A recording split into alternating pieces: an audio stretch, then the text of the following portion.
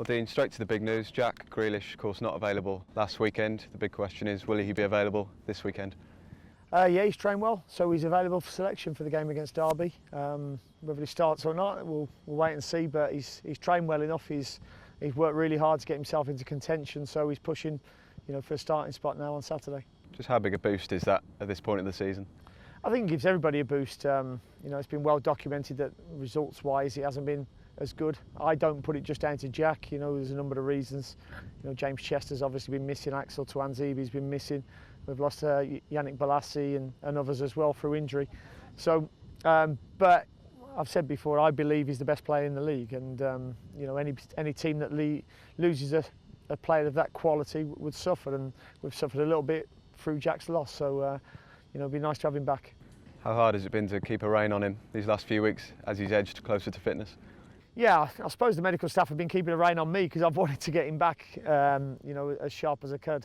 So I put a little bit of pressure on the doctor and the medical staff, and obviously then I've had to rein Jack in as well because, when he hasn't felt any pain in the leg, he's wanted to get going straight away. But we've had to nurse it back because it was, a big injury and a dangerous one in terms of future injury. So I think we've done it right, and hopefully he can go and see the season out really well.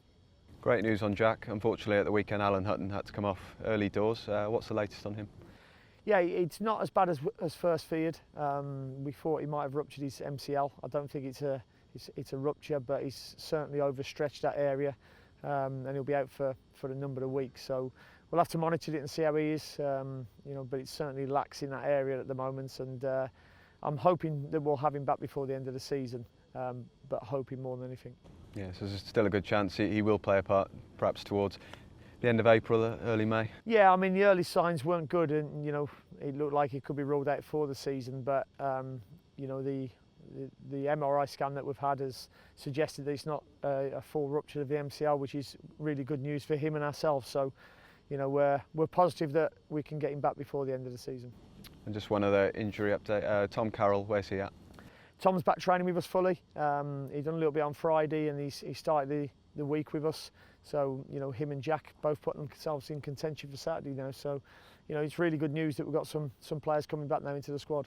Yeah, good stuff. And on to Derby now. The reverse fixture, is that the best this side have ever played under you?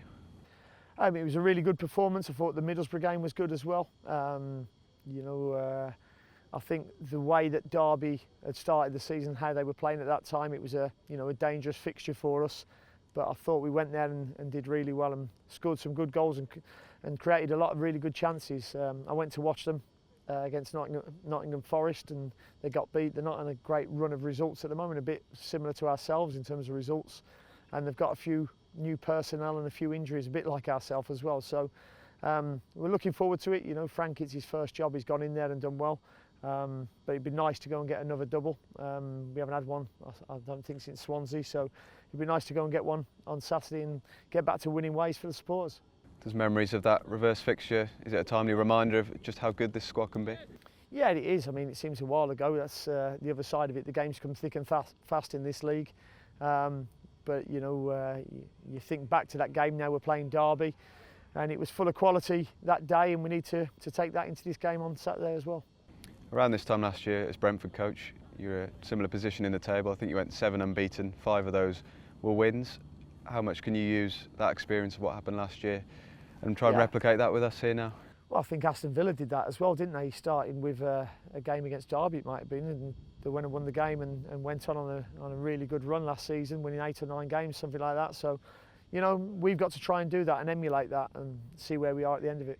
Just lastly, there's going to be another big crowd inside, as always, as it has been under you. How much of a role can they continue to play this season?